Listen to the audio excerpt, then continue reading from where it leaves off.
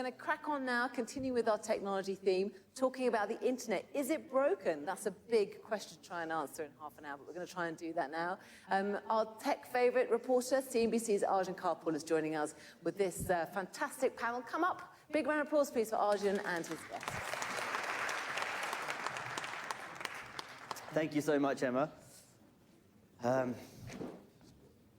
Thanks for joining here again. Just as my panelists sit down, I'm so excited for this one. I'll introduce them all to you momentarily, but I had individual conversations with them in November, and I thought, what a great panel these individuals would make. Before we kick off, quick show of hands from the audience. Who uses any other search engine other than Google or Microsoft Bing? Oh, all right. A few hands. Who uses Instagram, Facebook, Threads, or X? Sure. Yeah, nearly everyone. And I think that just underscores what this conversation is going to be about, how few companies own the apps and services that we use today. Is that a problem? Does that present dangers to society? And I think my wonderful guests have some thoughts on this one. Let me just start over there. Frank McCourt, Executive Chairman and founder of Project Liberty. Next up, Meredith Whittaker, President of Signal. Jimmy Wales, co-founder of Wikipedia, or founder of Wikipedia, and Andy Yen, the CEO of Proton. So I'm just going to throw this one out, and Frank, we can start with you. Everyone here thinks to some extent there are current problems with the way the internet is, the large tech companies that dominate the landscape as well, and the potential impact on society right now. Frank, lay out your thoughts. Well, what are the issues as you see them? Yeah, I think there's a range of issues, and I think, well, first of all, hi everyone, and thanks for being here.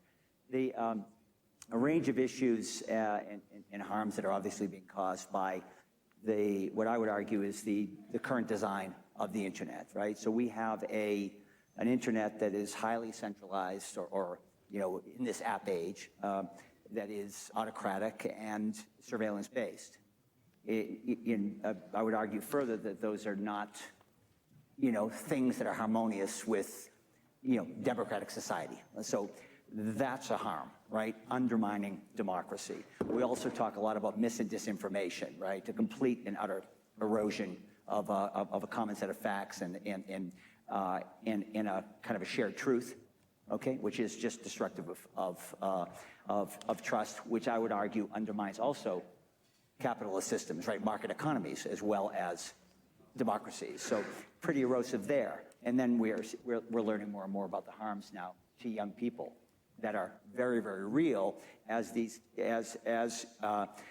young people are being addicted, by design to these platforms and actually having brains that are in development being rewired.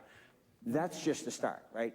And so we know it's broken, and I would argue that before we race into the next era of generative AI, which is just more powerful version of what we already have, we should probably take a step back, think about the design, and basically from the ground up, re-engineer this, which is quite an easy thing to do, and do it in a way to mitigate the harms and have all the benefits, obviously, of great technology. So I think the technology and its potential for problem solving is pretty awesome.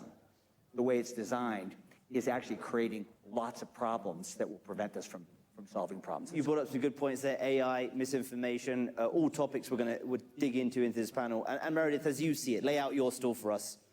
Well, the problems you see with the current landscape. Yeah, first, it's great to be here with such an esteemed panel. I think my thoughts echo Frank's pretty exactly. We have a situation now that has built up in sedimentary layers since the 1990s, when the US government decided that the rule of the road for commercializing the internet, what we called the internet back then, was no holds barred on surveillance. And this created the surveillance business model, this model that now fuels the tech industry. This is collect as much data as you can, grow as quickly as you can, and monetize that data. You monetize that data by selling advertisers access to types of people that you model through your access to people's daily lives and communities and choices and activities. And you now monetize that data by building large-scale AI systems.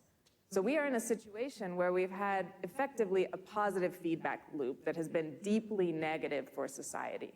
And this has accrued the spoils of the commercial internet to a handful of companies. That puts us in a situation now where 3 cloud companies in the US have around 70% of the global cloud market share.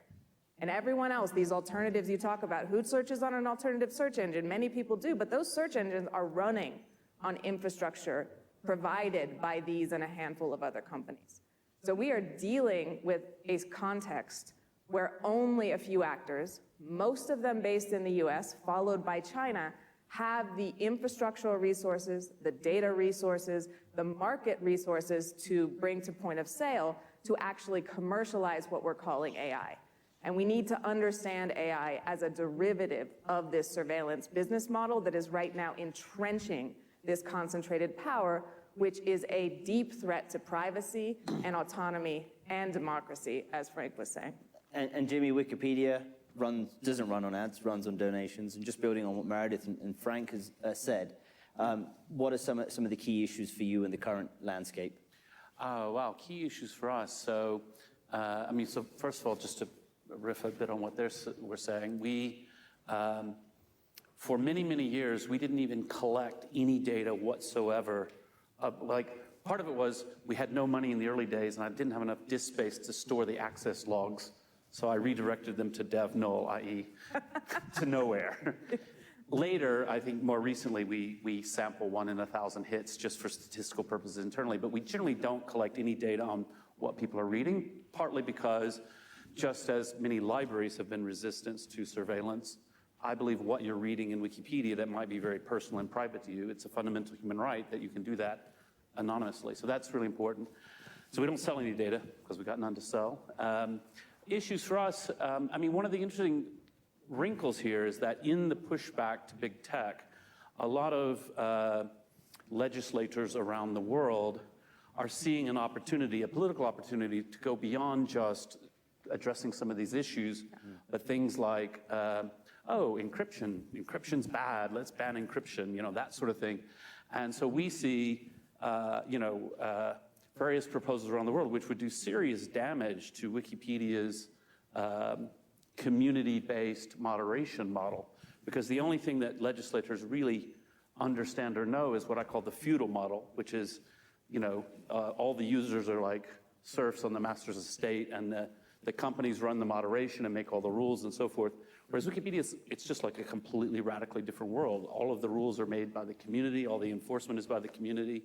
The foundation has certain sort of boundaries around that, but they're really very limited because the detail work is done in the community.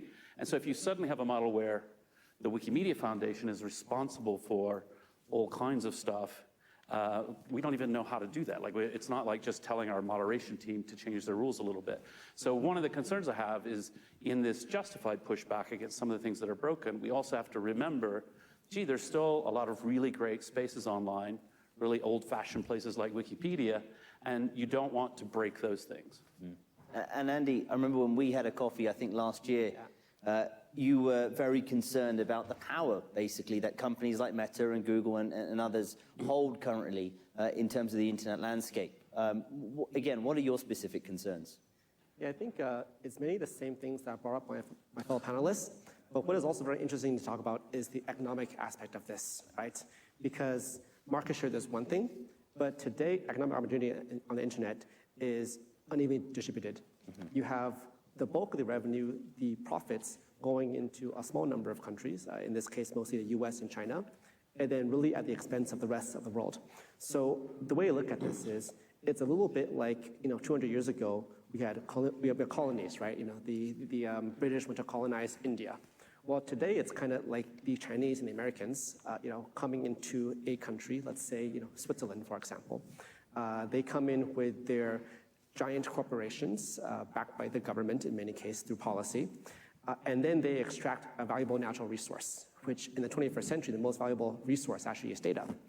And then that data is then reprocessed into high-value goods, accelerated now by AI, resold to these countries at massive profits, sucking the economic opportunity out of these places. So if we think about the world going digital in the next 10, 20 years, if it hasn't already happened, the bulk of this opportunity actually is being extracted out of most countries and being dominated by US, China. And I don't think this is an economic future that is in the best interest of most of the world. So the biggest question is, how do we make something that is more equal? How do we make something that is a bit more equitable? How do we make something where all countries can benefit from the revolution that is coming? Well, thank you all for sort of setting the scene for us. And let's pick up on some of those key topics there. Let's kick off with AI. Davos is AI now. You walk down the promenade, AI fever has knocked out crypto this year as the dominant theme along that strip. Meredith, I'll kick off with you. You were talking about AI as a surveillance technology, and there's this debate that happens, right? You've got the one side, people like Elon Musk saying, well, it's risk to humanity, et cetera, et cetera. The others saying, well, you know what, people who say that just want regulation in their favor to cement their power. But that's just a very black and white debate. There's a lot more to it, right? What are your specific concerns at the moment around AI and the way it's developing? Right. So we are in a bigger is better paradigm when it comes to AI. And of course, AI itself is not new. The term was coined in 1956 and has actually been applied to extraordinarily heterogeneous sets of technologies. So it's meant many, many different things. It's not a technical term of art. It is a marketing term. And currently, starting around 2012, it has been applied to data-centric, probabilistic statistical models that, in the bigger is better paradigm, require increasingly more computational power. And this is where NVIDIA comes in, and this is where the chip shortage comes in, and this is where the fact that we're talking about hundreds of millions of dollars, speculating on billions of dollars for one training run of a large-scale model comes in. And it privileges those who have more and more and more data, and the capital to hire people to clean and curate and prepare that data so that it can train these large-scale models. And so what you're looking at is a race to scale. And again, only a handful of actors have the computational power to be able to train those models. And it's not a coincidence that those are often the ones with the AI houses along the Davos main boulevard, sort of promoting this as the next wave, as the future of innovation, because they've sunk hundreds of billions of dollars into the data centers, into the business models, into the H100 chips that are right now the cutting edge for AI development, and they need a return on that investment. What we don't see right now is what we'd call in this room a market fit. It's not quite clear what problems these models solve or what problems that are worth $100 million for a training run these models reliably solve, but nonetheless, they are being promoted by the actors who have these centralized resources and who really need a return on investment for this. So the surveillance piece comes in because what are we talking about when we talk about data? We're talking about the derivatives of this surveillance business model, the social data, the network graphs, the data around, whatever it is that you're training an AI model on, the content, the sum total of creative output for human history scraped from the web, put into a large language model with that value then claimed, again, by this very small, generally US-based handful of actors. So I think we need to be pretty canny about what we're talking about when we talk about AI. Yeah, I also think it's really, we sound probably like we're not pro-tech or pro-data, and so we're just the opposite. I think I'll speak for myself, huge bull on technology, and big data is awesome. What we're really talking about is the fundamental architecture, and it needs to change. As Rebecca says, this is generative AI is, algorithms are AI, right? Machine learning, this is old stuff, given a new name and with big money and big power, but it's only the incumbents that can actually benefit from this in the future. So if we step back, let's free the data, right? Let's give people ownership and control, you all, ownership and control of your data. Let's build an intranet where the new apps click on our terms of use rather than us clicking on these absurd terms which none of us read. And let's return agency to individuals. How do you have thriving democracies when we have ubiquitous, powerful technology that's embraced a different set of principles. It's autocratic, it's surveillance-based, it disregards all the things that democracies have been built on. Somewhere along the line here, and I think it's because it moved at a very rapid pace, we bifurcated our human, biological, pre-internet set of rights. Like we know we have rights, right? We think we do as human beings. And suddenly, the technology came along. It's now ubiquitous. It's in every part of our lives, like it or not. It's here, right? It's in our cars. It's in our homes. It's on city streets. It's not just on our smartphones. I mean, and there's a whole different set of rules in the digital era where our rights have been stripped. And I would ask you to think of, not every time you hear data, think of your personhood. It's you. It's who you are in a digital age that has been stripped from you, aggregated, and amassed by very few platforms that now are deciding for us how to use that data. We should decide for us how the data gets used and build this fantastic technology to actually solve problems, not create all the problems that we're all running around trying to solve, holding democracies and society and search for truth together, protecting. It's just, we're all barking up the wrong tree. And super bulls on the technology and on what big data can do, but we need to fix how it's architected from the ground up. With the way it's going then, Jimmy, I'll put this one to you. Does AI, given what Meredith said about how much money it takes, the resources it takes to train these models, what Frank has said about user data, does AI then, as it's developing at the moment, serve to cement the current status quo of these tech giants as sort of, to some extent, gatekeepers of the current internet?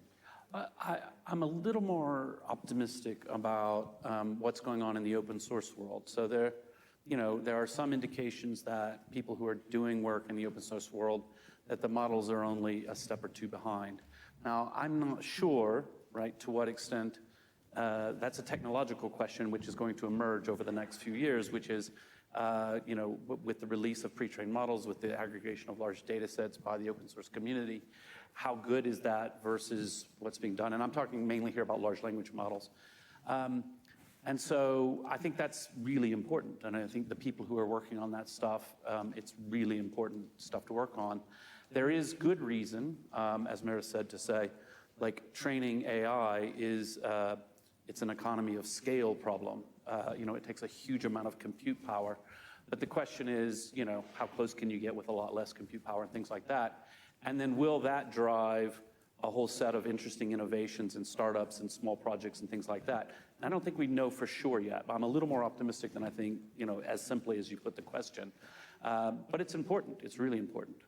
Signal and of course, Proton, privacy-focused products. Can you have AI applications and still maintain that level of privacy? Yeah, I think that's a very good question, right? Because both Proton and Signal are using end-to-end encryption. And that means that we actually don't have access to the data of our users. So if you use Proton Mail to send emails around, well, actually, we cannot actually read those messages. And that's very tricky because today, AI models need that data to be trained and to be optimized.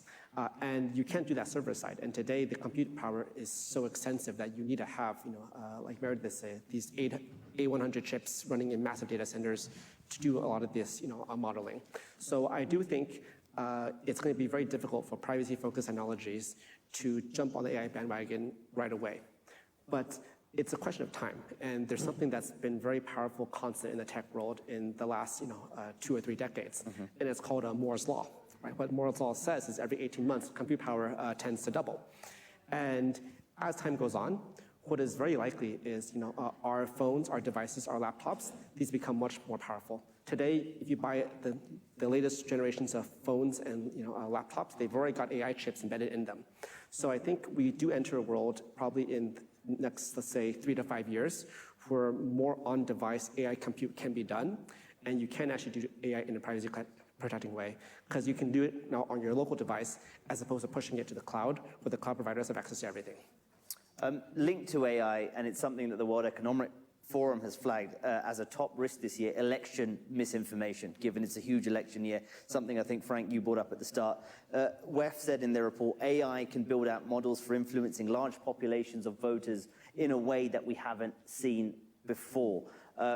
Frank, huge year for elections. The platforms themselves are very much going to be in focus. They got slammed the last election cycle for the way that misinformation was rife across many of those platforms. Do you think they've learned their lesson? No, I don't. I think that the commercial interests are just too great, and I think we're seeing that. I mean, look at the whole OpenAI story, right? Something was set up with people to protect us. That was the goal of OpenAI, not for profit, and then the commercial interests very quickly dominated and overruled, actually, the set of principles that the not-for-profit was set up. The subsidiary overtook, because there's just very huge incentives for these big platforms to maintain their dominance. So I think it's going to be a difficult year, I think. And by the way, the mis and disinformation is not a new thing.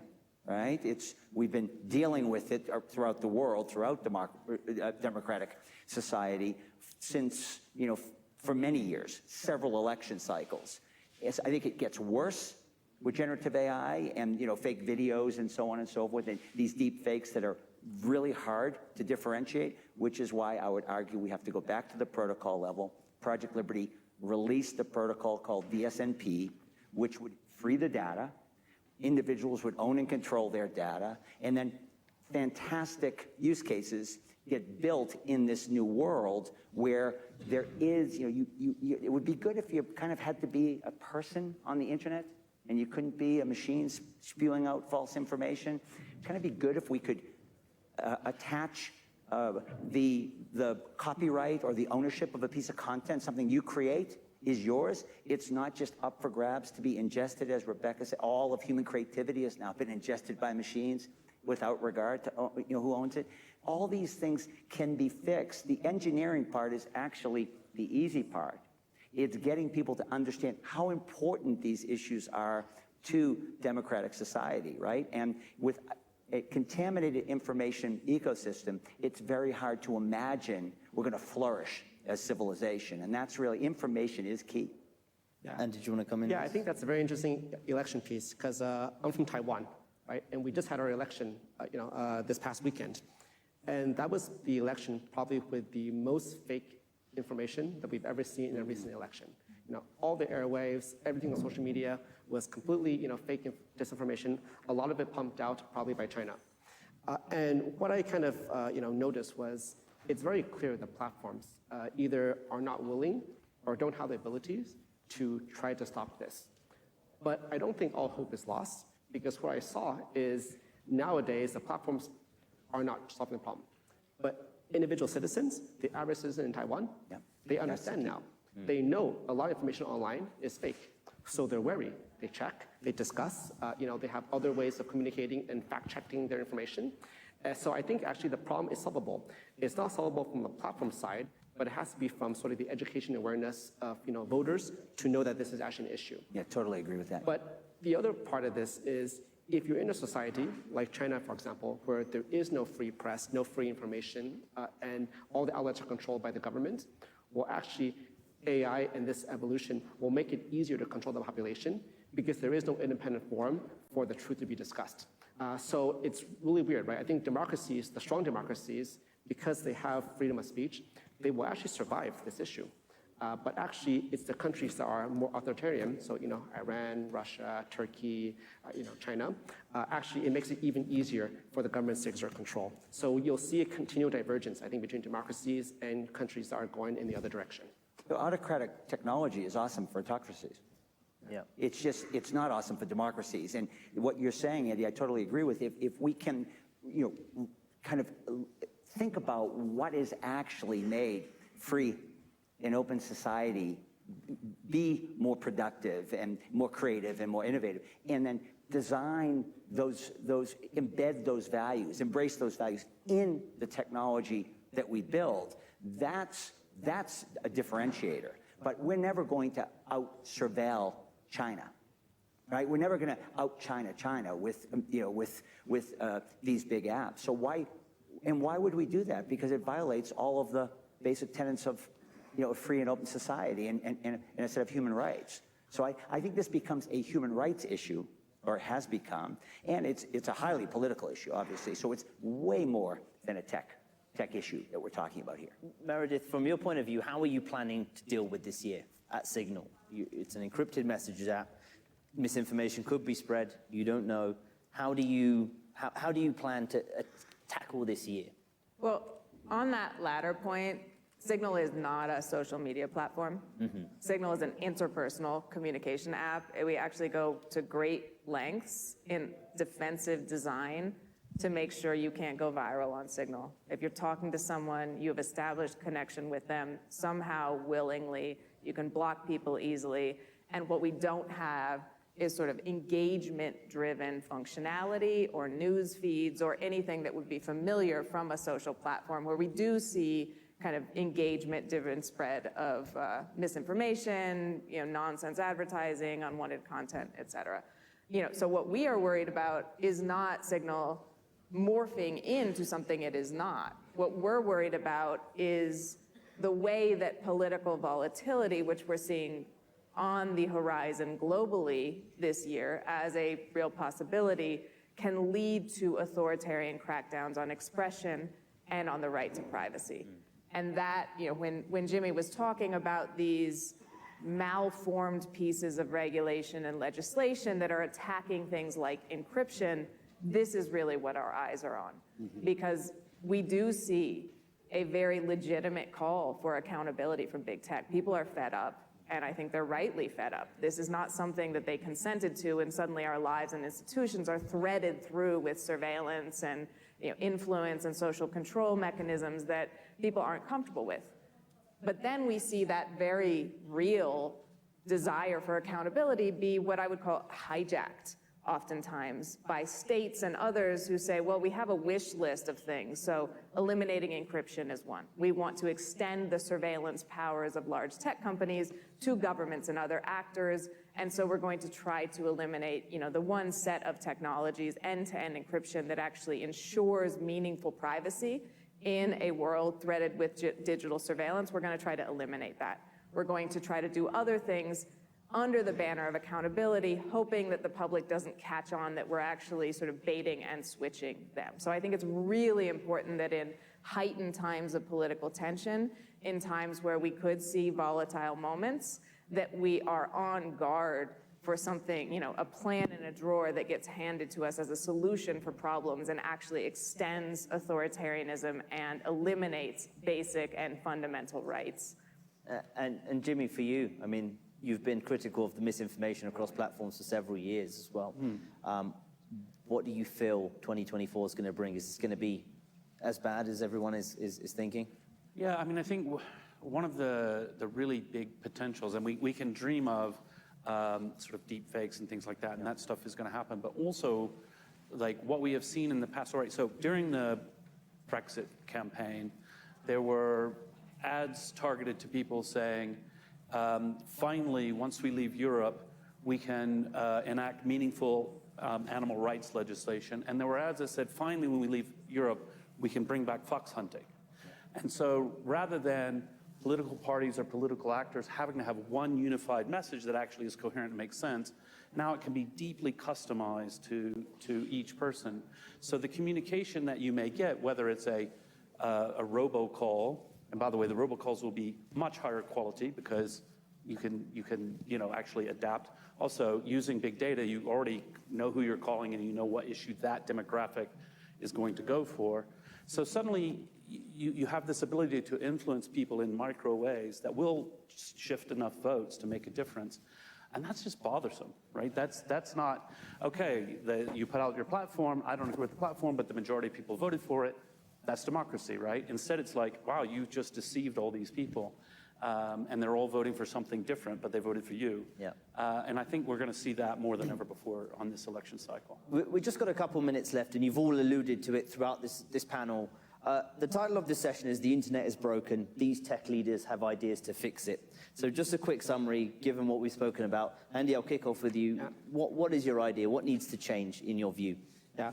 Well, you know, what's I think a bit unfortunate is I think in the current environment today, I by myself, despite working as hard as we want, you know, at Proton, despite getting our products out to 100 million people, we're not going to make meaningful change on our own. And as hard as that sounds to admit, I think that's the truth, right? And what is really needed today more than ever is actually governments to actually step in and enact some meaningful regulation.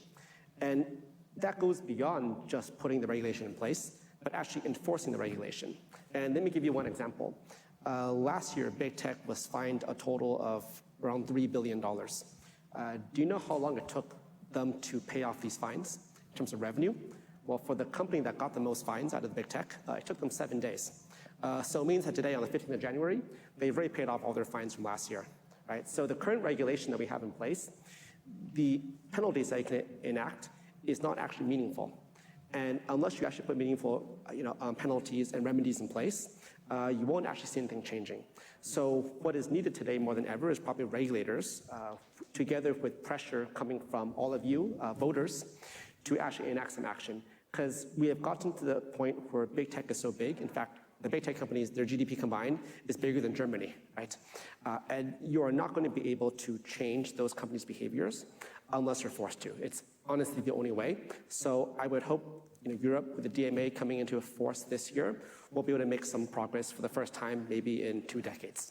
And Jimmy, for you, what are your ideas? What needs to change with the current way the internet is structured? I really think it comes back to people, sort of educating people so that, when they hear some scare story about encryption, they think, actually, I use encryption and the internet would be a very unsafe place without encryption. But people don't have that, I have a relative who's like, oh, but what about this, what about that? And I'm like, okay, let's have a whole huge, long conversation about it. And I can change someone's mind, but we need a lot more of that, a lot more understanding of why certain potential, what sounds like a good solution isn't the solution. I think that's really important. And for you, Meredith? I'm going to give one answer because the full answer is about a dissertation's length. But I think we really need to go back to the fundamentals, and I echo Frank here, right? And part of going back to the fundamentals is recognizing how much we need to preserve and extend our privacy.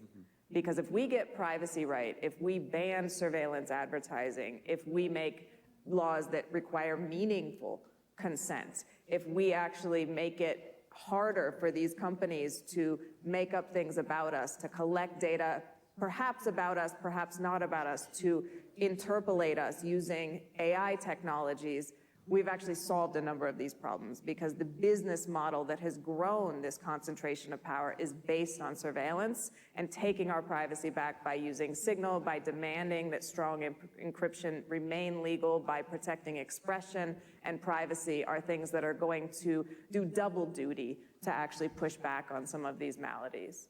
And Frank, I'll give you the last word. Yeah, I would say we take a step back, think about for a minute how the internet was created and evolved, right? Internet, the first version, a simple protocol, or 2 protocols co-joined, TCP, IP. Suddenly, all the computing devices were joined. We had a network of networks, and it was this awesome thing. And then Web 2.0, the second generation, enabled by what? A simple protocol, HTTP. We all adopted it. We all used it. Now, the data was connected regardless of what device it was on.